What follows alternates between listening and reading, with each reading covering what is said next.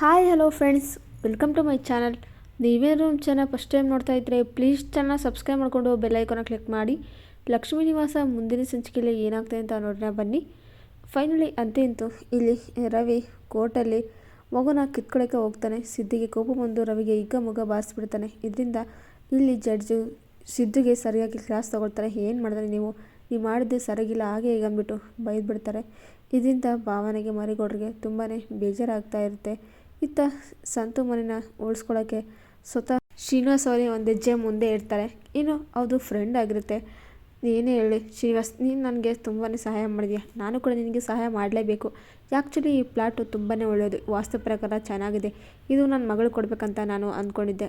But ಏನು ಮಾಡ್ತೀಯ, ಇದೇ ನಿನ್ನ ಮಗ ತೊಗೊಂಡಿದ್ದಾನೆ. ಸೊ ಅದರಿಂದಾಗಿ ಏನಾದರೂ ವ್ಯವಸ್ಥೆ ಮಾಡ್ತೀರಿ ಅಂದ್ಬಿಟ್ಟು ಅಂತಾರೆ.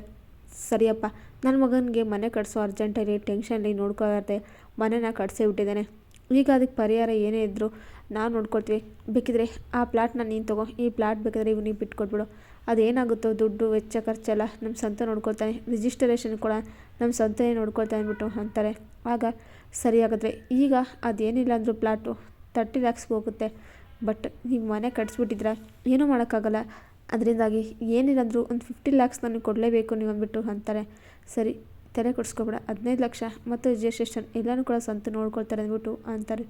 ಶ್ರೀನಿವಾಸ್, ಸರಿಯಪ್ಪ ಆಯಿತು, ನೀನು ನನಗೆ ಎಷ್ಟೆಲ್ಲ ಸಹಾಯ ಮಾಡಿದ್ಯಾ, ನಾನು ಇದನ್ನು ಫ್ರೀನೇ ಕೊಟ್ಬಿಡ್ತೀನಿ ನಿನಗೆ ಅಂದ್ಬಿಟ್ಟು ಅಂತಾರೆ. ಆಗ ಶ್ರೀನಿವಾಸರು, ಬೇಡ ಬೇಡ ಬೇಡ, ನಮ್ಮ ವಿಶ್ವಾಸ ಹೀಗೆ ಇರಲಿ, ವ್ಯವಹಾರದಲ್ಲಿ ಏನೇ ಇದ್ದರೂ ಕರೆಕ್ಟಾಗೇ ಇರಬೇಕು. ಅದೇನೇ ಇದ್ದರೂ ದುಡ್ಡು ಅವ್ನು ಕೊಡ್ತಾನೆ. ಆದಷ್ಟು ಬೇಗ ರಿಜಿಸ್ಟ್ರೇಷನು ಪೇಪರ್ಸನ್ನು ಎಲ್ಲನೂ ಆಗಿಬಿಡಲಿ ಅಂದ್ಬಿಟ್ಟು ಅಂತಾರೆ. ಸರಿ ಕಣಪ್ಪ ಶ್ರೀನಿವಾಸ್, ನಾನು ಬರ್ತೀನಿ ಆದಷ್ಟು ಬೇಗ. ನೀನು ನೋಡಿ ತುಂಬಾ ಖುಷಿ ಆಯಿತು ಅಂದ್ಬಿಟ್ಟು ವೀರಲ್ಲಿಂದ ಹೊರಟೋಗ್ತಾರೆ. ಏನಯ್ಯ ಸಂತು, ನೆನಪಾಯ್ತಾ ಅವ್ರು ಏನು ಹೇಳಿದ್ರು ಅಂತ? ಆದಷ್ಟು ಬೇಗ ದುಡ್ಡನ್ನ ಹೊಂದಿಸ್ಕೊಂಡು ಮನೆಗೆ ಏನೇನೋ ಬೇಕು ಅದೆಲ್ಲ ನಿಮ್ಮ ಹೆಸರಿಗೆ ಬರ್ಸ್ಕೊಂಬಿಡಿ, ಆಯಿತಾ? ಇನ್ನೊಂದು ಸರ್ತಿ ಹುಷಾರಾಗೇ ಇರು. ಏನಾದರೂ ವ್ಯವಹಾರ ಮಾಡಬೇಕಂದ್ರೆ 4 ಜನ ತಿಳ್ಕೊಂಡು ಬುದ್ಧಿ ಮಾತು ಕೇಳಿ ಮಾಡು ಅಂದ್ಬಿಟ್ಟು ಲಕ್ಷ್ಮಿ ಕೂಡ ಹೇಳ್ತಾ ಇರ್ತಾರೆ. ಸರಿ, ನಾನೇನು ಬೇಕು ಅಂತ ಮಾಡ್ತಾ, ಏನೋ ಅಚಾನಕ್ಕಾಗಿ ಆಗಿಬಿಡ್ತು ಅಂತ ಅಂದ್ಬಿಟ್ಟು ಸಂತು ಅಂತಾರೆ. ಹೌದಪ್ಪ, ಯಾರು ಬೇಕು ಅಂತಲೇ ಮಾಡಲ್ಲ, ಮಾಡಿದ್ಮೇಲೆ ಈ ರೀತಿ ಆಗೋದು. ಯಾವುದಕ್ಕೂ ಹುಷಾರಾಗಿರೋದು ನನ್ನ ಜವಾಬ್ದಾರಿ ಅಂತಂದ್ಬಿಟ್ಟು ಲಕ್ಷ್ಮಿ ಅಂತಾರೆ. ಸರಿ ಅತ್ತೆ ಮಾವ ಇಲ್ಲೇ ಇರಿ ಒಂದಿನ, ನೀವು ಈ ಮನೆ ಕಟ್ಸಾಗ್ಲಿಂದ ಮನೆಗೆ ಬಂದಿಲ್ಲ, ಇಲ್ಲಿ ಇದ್ದೂ ಇಲ್ಲ ಅಂತಾರೆ. ಇಲ್ಲ ಮನೆಗೆ ಹೋಗಬೇಕು, ಬೆಂಕಿ ಚೆಲುವಿಗೆ ಹೇಳಿ ಬಂದಿಲ್ಲ ಅಂದ್ಬಿಟ್ಟು ಈ ಒಂದು ವೀಣಾಗೆ ಹೇಳ್ತಾ ಇರ್ತಾರೆ ಲಕ್ಷ್ಮಿ. ಅಯ್ಯೋ, ಊಟ ಆದರೂ ಮಾಡ್ಕೊಂಡು ಹೋಗ್ಬೋದಾಗಿತ್ತು ಅಂತಾರೆ. ಏನೂ ಬೇಡ, ನಾವು ಹೊರಡ್ತೀವಿ ಅಂದ್ಬಿಟ್ಟು ಶ್ರೀನಿವಾಸ್ ಅವರು, ನೀವು ಚೆನ್ನಾಗಿದ್ದರೆ ಸಾಕು ಅಂದ್ಬಿಟ್ಟು ಅಂತಾರೆ. ಸರಿ, ಧನ್ಯವಾದಗಳು, ಥ್ಯಾಂಕ್ ಯು, ನಮ್ಗೆ ಇಷ್ಟೆಲ್ಲ ಸಹಾಯ ಮಾಡೋದಕ್ಕೆ. ಇವತ್ತು ನನ್ನ ಮನೇನ ಉಳಿಸ್ಕೊಟ್ರಿ ನೀವು ಅಂದ್ಬಿಟ್ಟು ಅಂತಾರೆ. ಪರವಾಗಿಲ್ಲ, ಈಗಾದರೂ ಚೆನ್ನಾಗಿರಿ ಅಂತಂದ್ಬಿಟ್ಟು ಲಕ್ಷ್ಮೀ ಶ್ರೀನಿವಾಸ್ ಅಲ್ಲಿಂದ ಹೋಗ್ತಾರೆ. ಅಪ್ಪ ದೇವ್ರೆ, ಈಗ 15 ಲಕ್ಷ ದುಡ್ಡು ಹೇಗೆ ಹೊಂದಿಸೋದು ಅಂದ್ಬಿಟ್ಟು ಚಿಂತೆ ಮಾಡ್ತಾ ಇರ್ತಾರೆ. ಇನ್ನು ರವಿ ತುಂಬಾ ಖುಷಿಯಾಗಿರ್ತಾನೆ. ಈಗ ನೀಲಿಗೆ ಫೋನ್ ಮಾಡಿಬಿಟ್ಟು ಏನೆಲ್ಲ ಆಯಿತು ಗೊತ್ತಾ, ಆ ಮಗುನ ಎಳ್ಕೊಂಬಂದ್ಬಿಟ್ಟೆ. ಆಗ ಸಿದ್ದು ಕೋಪದಲ್ಲಿ ಹಿಗ್ಗ ಮುಗ್ಗ ಬಾರಿಸ್ಬಿಟ್ಟ ನನಗೆ. ಇದರಿಂದಾಗಿ ತುಂಬಾ ಸಿಂಪತಿ ಕ್ರಿಯೇಟ್ ಆಗಿದೆ ನನ್ನ ಮೇಲೆ ಜಡ್ಜಿಗೆ. ಇನ್ನು ನಾಳೆ ಏನೇ ಇದ್ದರೂ ನಮ್ಮ ಕಡೆನೇ ತೀರ್ಪು ನೀಡೋದು ಅಂದ್ಬಿಟ್ಟು ಅಂತ ಇರ್ತಾರೆ. ಸರಿ, ಈ ಕೋರ್ಟಲ್ಲಿ ಈ ಕೇಸ್ ಏನಾದರೂ ನಾವೇ ಗೆದ್ಬಿಟ್ರೆ ನಿಮಗೆ ದೊಡ್ಡದಾಗೆ ಪಾರ್ಟಿ ಮಾಡೋಣ ಅಂದ್ಬಿಟ್ಟು ಈ ಒಂದು ನೀರು ಹೇಳ್ತಾಳೆ. ಸರಿ ಆಯಿತು ಅಂದ್ಬಿಟ್ಟು ಈ ಖುಷಿ ಆಗ್ತಾ ಇರುತ್ತೆ ರವಿಗೆ. ಇನ್ನು ಇತ್ತ ಕಡೆ ಭಾವನ ಯೋಚನೆ ಮಾಡ್ತಾ ಇರ್ತಾರೆ. ಸಿದ್ಧಿಗೆ ಸರಿಯಾಗಿ ಬೈತಾರೆ. ಈ ರೀತಿ ಮಾಡಿದ್ದು ಸರಿನಾ? ಆ ರೀತಿ ಎಲ್ಲ ಕೋರ್ಟಲ್ಲಿ ಅವನ ಮೇಲೆ ಎಗರಾಡಕ್ಕೆ ಹೋಗಿದ್ದೀರಾ, ಏನೇ ಇದ್ದರೂ ಕೋರ್ಟ್ ನೋಡ್ಕೊಳ್ಳುತ್ತೆ, ನೀವು ಈ ರೀತಿ ಮಾಡಿದ್ದು ಸರಿ ಕಂಡಿಲ್ಲ. ನಾಳೆ ತೀರ್ಪು ಬೇರೆ ಇದೆ, ಜಡ್ಜು ಏನು ನ್ಯಾಯ ಕೊಡ್ತಾರೋ ಏನೋ ಅಂದ್ಬಿಟ್ಟು ಬೇಸರ ಮಾಡ್ಕೊಳ್ತಾಳೆ ಭಾವನ. ಮರೇಗೌಡರು ಕೂಡ, ಏನಿಲ್ಲ ನೀನೇನಿಲ್ಲ ಅಂದ್ಕೊಂಡಿದ್ದೆ, ನೀನು ಸುಮ್ಮನೆ ಇರೋಕ್ಕಾಗಲ್ವಾ?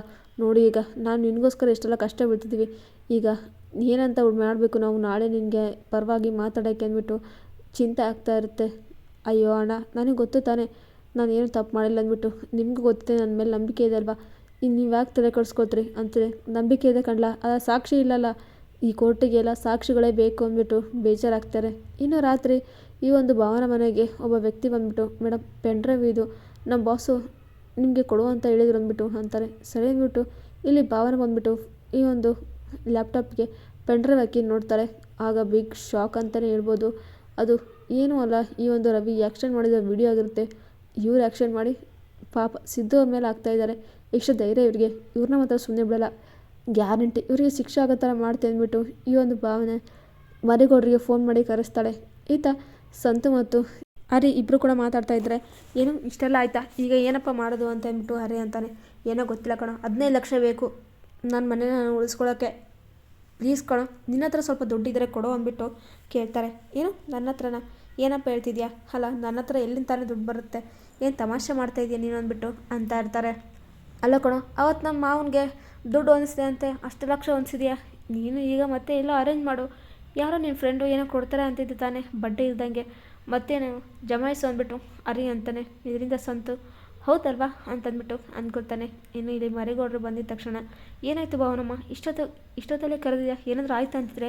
ಅದು ಮಾವ ನೋಡಿ, ಈ ಪೆಂಡ್ರದಲ್ಲಿ ಆ್ಯಕ್ಷನ್ ಮಾಡಿದ್ದು ಯಾರು ಅನ್ನೋ ಸತ್ಯ ಬಯಲಾಗಿದೆ ಅಂತಿದ್ರೆ. ಏನು ಹೌದಾ? ವಾವ್, ತುಂಬಾ ಖುಷಿ ಆಯಿತು. ಹಂಗಾದ್ರೆ ಸಿದ್ದು ನಾಳೆ ಬಿಡುಗಡೆ ಆಗ್ತಾನೆ, ಈ ರವಿಗೆ ತಕ್ಕ ಶಿಕ್ಷೆ ಆಗುತ್ತೆ ಅಂದ್ಬಿಟ್ಟು ಇಲ್ಲಿ ಮರಿಗೌಡರು ಅಂದ್ಕೊಳ್ತಾ ಇರ್ತಾರೆ. ಇತ್ತ ಕಡೆ ನೀಲು ಮಲ್ಕೊಂಡಿರ್ತಾಳೆ. ಮರಿಗೌಡರು ಮನೆಗೆ ಬಂದು ಲ್ಯಾಪ್ಟಾಪಲ್ಲಿ ಆ ವಿಡಿಯೋ ಹಾಕಿ ನೋಡ್ತಾನೆ. ವಾವ್ ಸೂಪರ್, ಸಾಕ್ಷಿ ಸಿಕ್ಕಾಯಿತು ಅಂದ್ಬಿಟ್ಟು ಖುಷಿಯಿಂದ ಹೊರಡ್ತಾನೆ.